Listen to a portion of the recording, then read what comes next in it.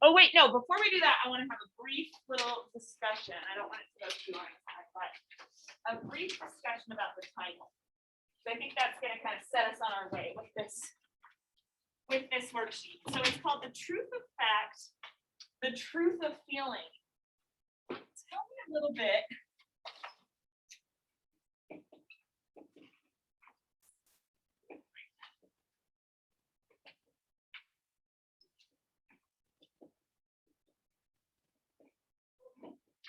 Tell me a little bit about the way that that title is worded.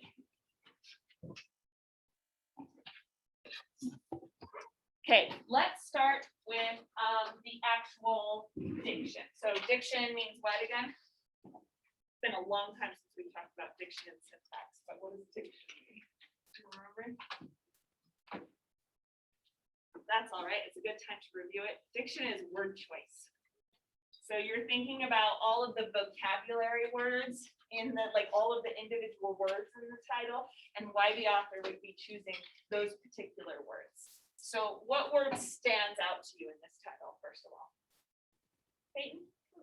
Truth. Yeah, it stands out because we repeat it, right? Like it's really, it's also just like a strong word on its own, right? But how would you guys, this is a very difficult question, but how would you guys define truth?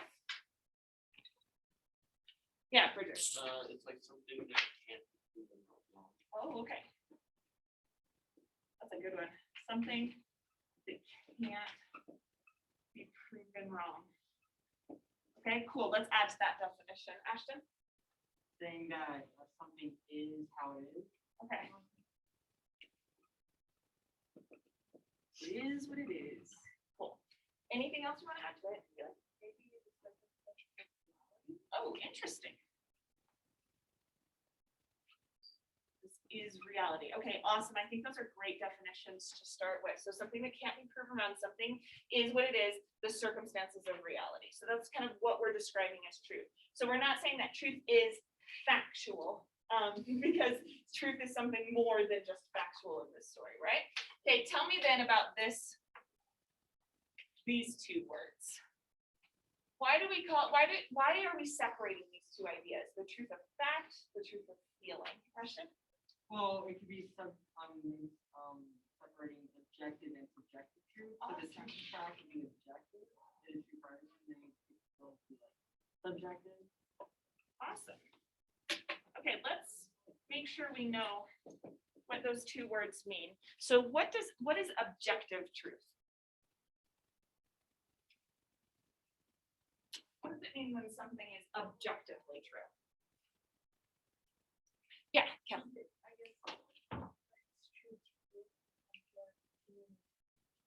Opposite. So subjective truth is like true to you, based on your perspective. So what does that mean that objective truth is? Yeah, it's like kind of like based on collective perspective, basically. Like it is factual, it is undeniable, and it's considered that by a majority, by all people, not a majority of people, by all people. So, you know, scientific facts are objectively true. It is objectively true that this podium exists right here. It is objectively true that I'm speaking right now. Like you can't argue that I am not speaking right now because all of our senses and all of us agree that I am speaking right now. Does that make sense?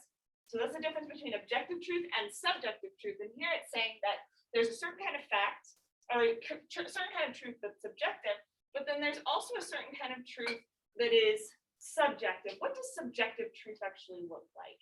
Or not look like, but what is an example of something that's subjectively true to you?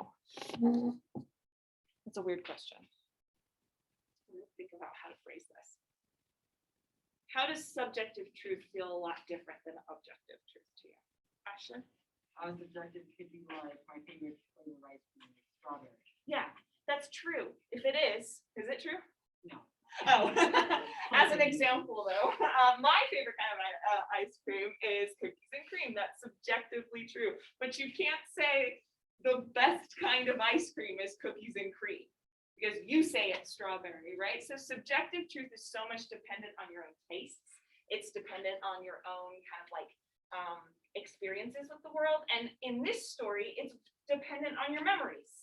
That creates what is subjectively true. Like you guys were describing your first memories, and those were subjectively true to you. That is, it's true that that is your memory. It's not necessarily true that it happened, but it's true that that is your memory. Wasn't it you were telling Haley about the Walmart incident? Yeah.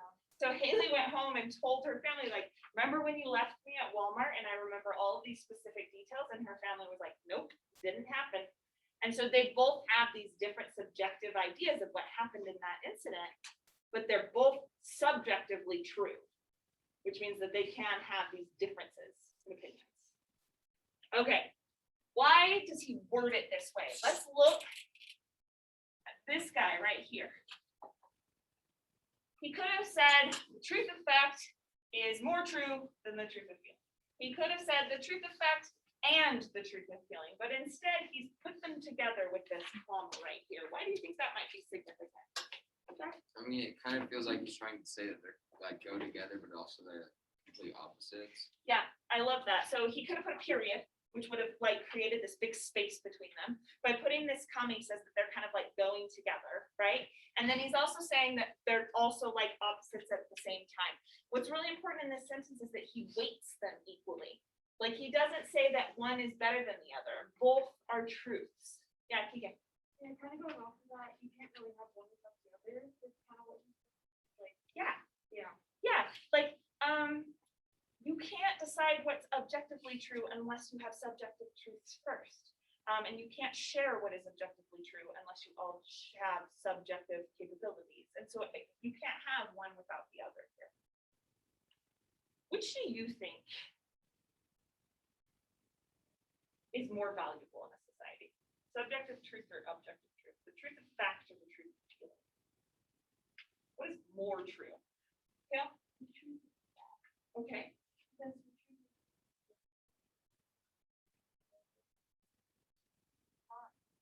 You're adding your own truth, but it works better.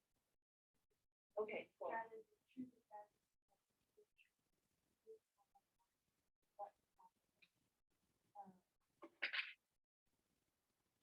Awesome. So it's like more true then. Okay. Yeah, Bridget? I would say in like society, I would say the truth is feeling. Okay. Because when we get only the truth of fact, it almost takes away like our freedoms. Like, because in a way, everything is truth of fact. It's like your favorite ice cream has to be this fact. Right. It's like you have to like this movie, you can't like this movie. So it almost like forces us into doing things. Whereas I don't think like a society can exist with just like it needs both. Yeah, And I would say absolutely. it needs more truth and feelings, although it's like very opinionated. That's kind of like what makes us human, like our opinions and our like. Yeah, excellent. If we all just operated according to truth and fact, isn't that like a robot, like a robotic kind of response? Zach, Ashley, and Taylor. I think in terms of like us as individuals, the truth of feeling is more important because even if say like you misremember an event, like an important event in your life, sure, it's not the truth of fact, but that truth of feeling you have is going to shape you more because it's what you remember. And even if what you remembered is technically speaking incorrect, it's still true to you and will actually shape you more than the actual events will have. Yeah, which is sort of what we were talking about at the very beginning when we were saying that everybody was remembering these highly emotional events. It's those feelings and even the most intense feelings, which are generally the least objectively true feelings that shape us into who we are. Ashton, Haley, and then we're gonna go back to the worksheet. Yeah. I think the truth of fact would be more important because if the truth of feeling would be untrue to society, then you could have someone say, "Oh, I killed someone because I think it's true," and you couldn't like argue against it because it would be true for them. Yeah. What if we based everything on the truth of feeling and that meant we had subjective morality as a country? And so we said, well, if you thought it was right, then it was right. That's how ethics have to work, you know, so we can't necessarily punish you for that. Or what if somebody just said, like, I believe that the podium is not here? Does everyone have to like respect their individuality and say, well, that's what they believe, you know? I think we get into that like a lot lately in politics when you're like, I believe it's this way, and someone else says, but I believe it's this way. And even if there are objective truths about the facts and the numbers and the stats, people are not able to like exist in harmony because they're so based, like they're basing everything on their own beliefs and feelings. Haley, what were you gonna say? I feel like the truth of fact, you can actually like support that evidence because it's like scientific data. Yeah. Is like you can easily like look that up, and then the truth of feeling is just like you can't really back that up. So if someone says they're feeling a certain way, they can't exactly say it's true. Like other people may be feeling that way, but they also may not be feeling that way. Yeah. And then if we like based off of the truth of facts, I feel like there's a lot of argument because everybody's like on the same page and you're not just like, oh, this is right, oh, this is right. Right. And then if we just like depended on the truth of feeling, I feel like people could go too far into it and start seeing hallucination and possibly cause mental illness. Oh, interesting that it could, by trusting people too much, it could actually exacerbate mental illness. I think that idea of trust is so fascinating that in order to move forward and make decisions based on subjective truth, you have to have so much trust in your fellow man and that they are representing, you know, their subjective truth in a way that they actually feel. And I do think that ties into our story really nicely. So this story is about that kind of dichotomy, truth of fact, truth of feeling, and which is more true. And I think these two characters, Djingi and the narrator, they go through an arc that kind of clarifies the way that the title is set up to be how Keegan was talking about it with the comments, like that it's, and Jack too, that it is like equally weighted, right? But they go through it at different speeds and they go through it with different technologies. So on your first page here, you were finding positives and negatives that these characters feel about their technology, writing and remem. And then you were writing down a page number where you could find the evidence for that. We were in a rush at the end of last class. So if you get done writing down all of the different positives and negatives and people are still working, I want you to go back to those page numbers and add in like a very short quotation to clarify where on the page you are, like 1 or 2 words, just so that you can find that spot again in a hurry. You were working together on this for the most part. I think I said like you can work individually, but it worked better to work together. Was that my instructions? Okay, cool. So just keep going with that. I'm gonna give you like, I feel like 10 more minutes and then see where we are with this.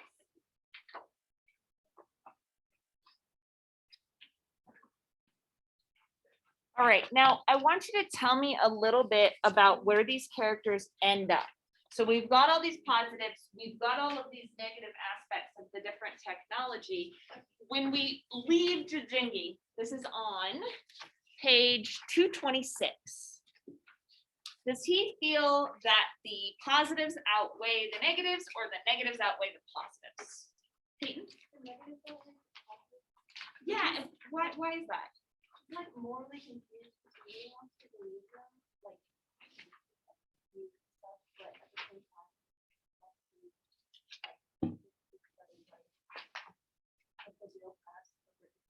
Yeah, so he seems to be like, he wants to believe that the written past has some kind of like objective weight to it, right? That he can trust the written past and that writing can be not a substitute for memory, but an aid to memory or an aid to thinking. At the same time, he sees a lot of the negative qualities of that. What are some of the negative qualities that Djingi sees about writing? Yeah? Lack of emotion. So like when you're telling a story, if you said it one way, it might come off like very positive, but you would also read it come off very cynical. Yeah, especially if someone's not a great writer. And like he talks about how Mosby might not be that great of a writer. Like he talks about how it's kind of like he says, you're a poor storyteller, right? And when you're not a great writer, then you lose so much of the tone and the context for a story, the emotional capacity of a story. And Djingi is worried about losing that kind of tone. Kayla, what were you saying? Similar. similar thing. What else is, what about the trial? Like, a trial seems like an instance when the truth of fact should outweigh the truth of feeling, or in politics, the truth of fact should outweigh the truth of feeling, because we want to do what is, best for the greater good or something like that. But Jijingi doesn't end up there. And why is that? Yeah, yeah.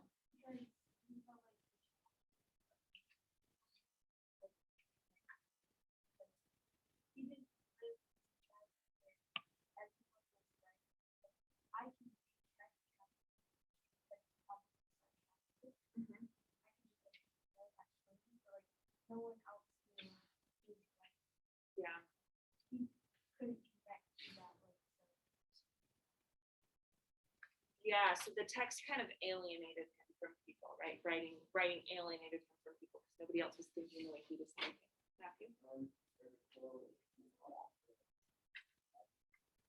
Yeah.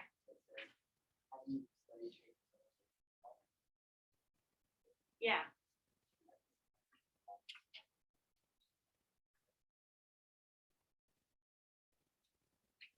Yeah, absolutely. And so he doesn't, and that goes along with Kale's point too, like he's not connecting with the people that he wants to connect to anymore. Now the TIV are going to base their sort of decisions in the future on their lineage.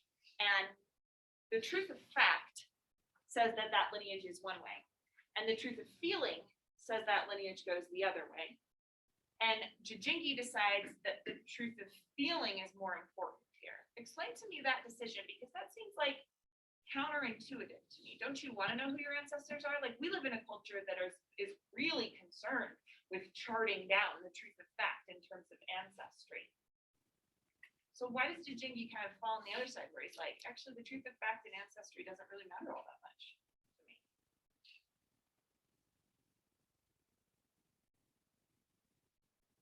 Zach? It's just like it's about what's best for him and the tribe. Yeah. Because to him, truth is a lot more subjective in general, and he sees truth as like kind of the best course of action. Yeah. And so even though he's not technically like related to a tribe, however, it'd be best for it, and so he accepts it as truth, even though it didn't actually. Yeah, he sees this writing as something that like is trapping him into a certain mode of thinking. So this goes along all of your points. It's trapping him into either being dull in his writing or being alienated, more European in his writing, or saying that because this was true, now we have to act as though it's true. Whereas in an oral culture, you could kind of like always be sort of changing and adapting the truth according to what is best for the future. So it's kind of chaining him to the past and saying we have to make all our decisions about what happened in history. All right, let's look at how he says it. It's on 226. And it says, Jijingi walked back to his hut, reflecting on what had happened. Even without attending a mission school, he had begun thinking like a European. His practice of writing in his notebooks had led him to disrespect his elders without his even being aware of it. Writing helped him think more clearly. He couldn't deny that.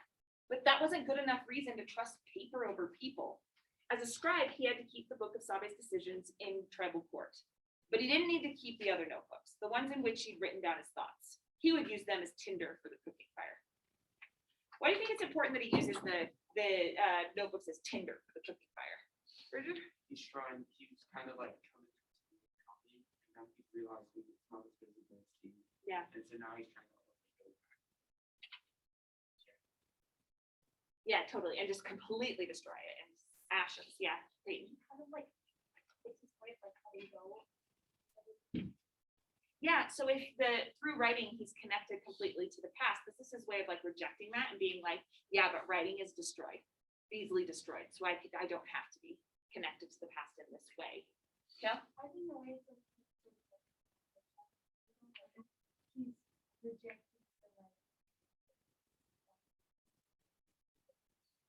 Yeah, he's like, oh well, might as well make them. Absolutely.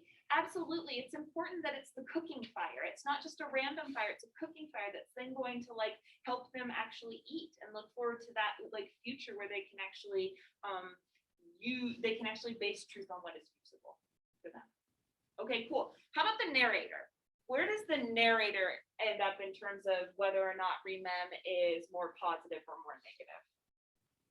Jack? I feel like he's kind of like in the middle ground, like he doesn't think it's the greatest thing, but he thinks it's worth a shot to try and help us like look at ourselves and try to become better people.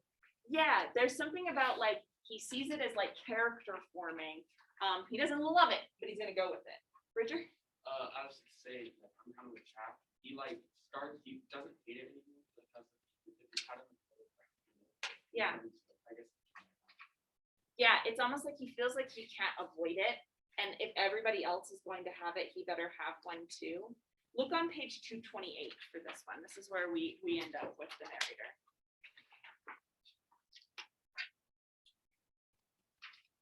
So at the bottom of 228, he's talking about kind of a positive, but also kind of a negative. He says, but the reason I now recommend remem, so he's not only like using it, he's recommending it, is not for the shameful reminders it provides of your past.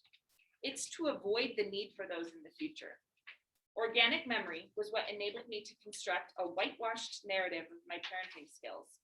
But by using digital memory from now on, I hope to keep that from happening. The truth about my behavior won't be presented to me by someone else, making me defensive. It won't even be something I'll discover as a private shock, prompting a reevaluation. With remem providing only the unvarnished facts, my image of myself will never stray too far from the truth in the first place. So what is he seeing as beneficial about remem in that paragraph? Really? Yeah, a kind of self-improvement by always keeping that past present in his head, constantly revisiting the past and constantly trying to like sort of build from the past and create a better person. But in some ways, that's also kind of a negative thing. Like the fact that he whitewashed his parenting skills made him live a pretty happy life the way he was living it. Like he was like, wow, like I really repaired things with my daughter. I'm a good person. I'm a good father. And now that he knows the truth, it gives him a chance to actually improve, but that's also going to be a pretty painful psychological process for him. Now look at the bottom of 229. And he says, this doesn't mean I've changed my mind about the downsides of digital memory. There are many, and people need to be aware of them. I just don't think I can argue the case with any sort of objectivity anymore. I abandoned the article I was planning to write about memory prosthesis. I handed off the research I'd done to a colleague, and she wrote a fine piece about the pros and cons of the software, a dispassionate article free from all the soul searching and angst that would have saturated anything I submitted. Instead, I've written this. All right, so in some ways, remem, he says, has changed his thinking, completely restructured his mind, changed his priorities, and so on. But in this little paragraph, we get an idea of how remem, he is still kind of the same person with remem. There are still things that he is doing that are not objective truths. And so he's had to write this article because he's like, I just have to represent things subjectively still. There's no escaping that there are still things like subjective truth, even when we see the pass-through video. Okay, so what I want you to do now is you flip that worksheet open, and there are two character charts. Actually, do I want to do this one or do I want to do the one on the back? I want to do the one on the back. Let's skip the character charts.